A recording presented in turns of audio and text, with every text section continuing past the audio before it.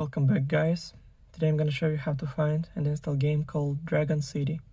So first thing first, open App Store, click on the blue icon right here on your home screen, then make sure that you log in on your Apple ID account, then click on the search button right here, and in the search bar type in Dragon City and go search right here.